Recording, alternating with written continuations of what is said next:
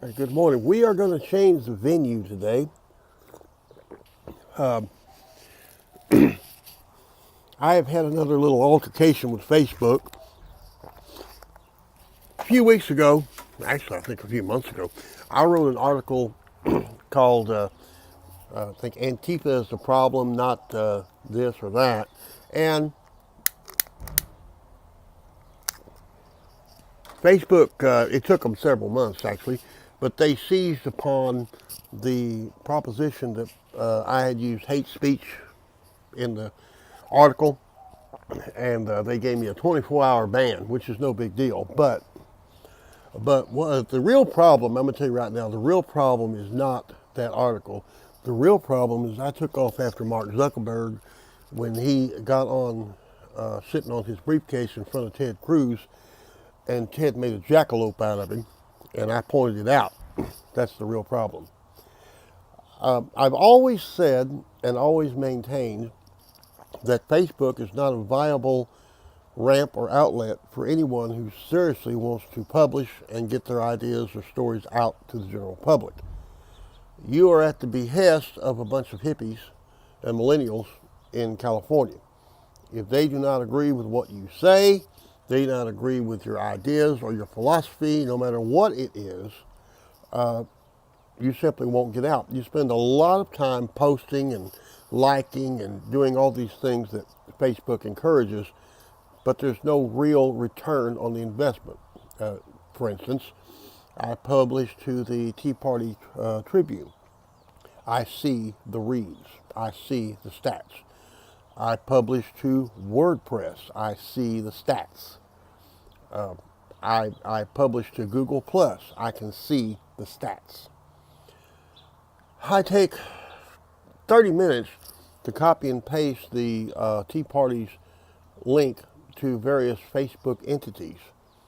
And no matter what I say, no matter what I do, at the end of the day, I see, 2 likes. And those likes are basically people who are with me in publishing who do the like to let me know they've seen the article. They did receive this one this time. Now, I also, with the serious publishers, Doc Green, Crystal Lee Larimore, people like that, I send an email, and I know they're going to see it. But anyway, Facebook, long story short, Facebook has never, ever been a big contributor to any of my distribution of any of my stories. But they saw fit to ban me for 24 hours from commenting. I can still see what's going on, which today, on the articles that I wrote yesterday, I saw 1 like. Now, just do the math, folks. I mean, come on, let's just do the math here, okay? 1 like. Yeah. So I am going to pull completely away from Facebook. I may keep private message going because I have grandchildren on the West Coast, and that's how they communicate with me. And I will still try to educate them in other methods. I'm on MeWe, Xfinity SN, all the other outlets. Not counting paper publishing, I write books.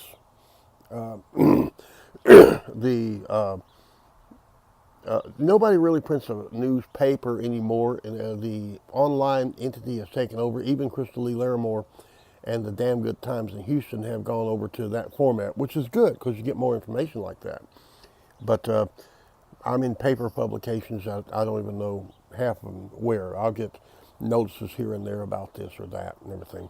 But that's where I'm going. What it is, I'm not going to pay any more attention to Facebook because I'm not going to waste my time trying to please some millennial kid out there that got lucky with a dorm idea, trying to compare faces of pretty girls and put my eggs in that basket. I'm just not going to do it. It's stupid. It's stupid.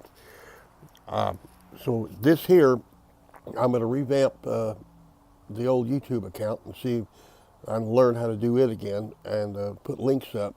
And this is what you'll basically be seeing. And if someone wants to take the link and post it to their Facebook account, more power to them. Maybe they'll learn what I know, or who knows? Maybe they'll be powerful on Facebook. I know that Diamond and Silk wasn't. God knows, I was silliest oxymoron I've ever seen in my life. Two ladies sitting there talking about what they believe in politics, and their delivery style was extremely entertaining. Mark Zuckerberg took exception and said that they were dangerous to the community. With what? You know, with what? I'm dangerous to the community. Diamond and Silk's not dangerous to the community. But we're going to go on that.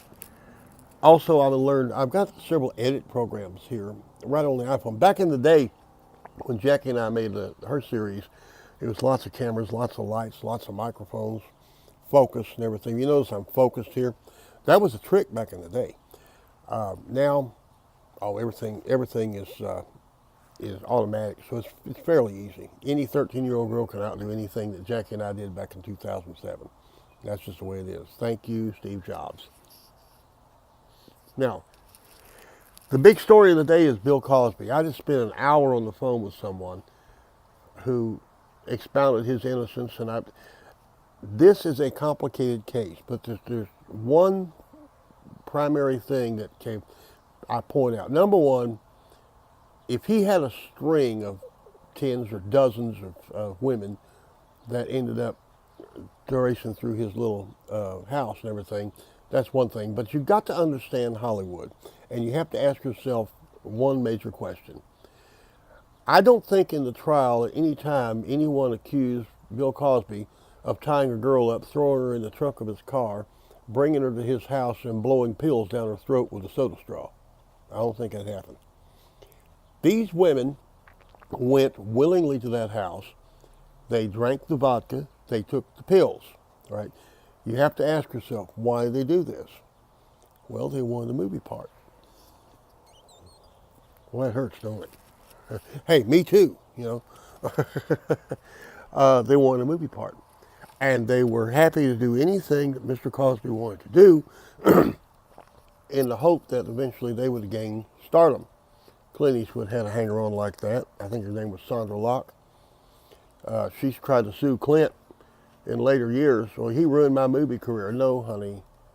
You got into movies because you were his girlfriend. Okay? Clint didn't need you. No, that's Hollywood.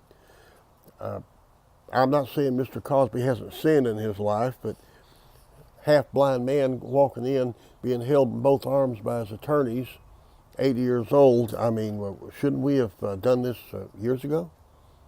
I know he's not molesting any girls right now. Just saying. Just saying, Phyllis. You have to take everything. We are in an era where people will grab for anything they can to get in the limelight. And the rule remains the same. Follow the money. Right behind this great, magnificent victory in the criminal courts, you will probably see a civil lawsuit, because that's what the ladies really want. For all the tears, for all the emotion, for all the praising God for coming down. And okay, they still want the money. They still want the money. That's what it's all about. They can't get a movie role anymore. They never could. Cosby touched their butt sometime back in the last century, and that just ruined their whole life. And I just know that none of them ever had sex again after that. They were so offended. In fact, I'm surprised they didn't wear their nun's habits when they appeared in court. Well, I just know that they never, ever had anything to do with anybody. They went completely celibate after that horrible incident. Can I have an amen? If you believe that, I've got a bridge for you, and it's on sale.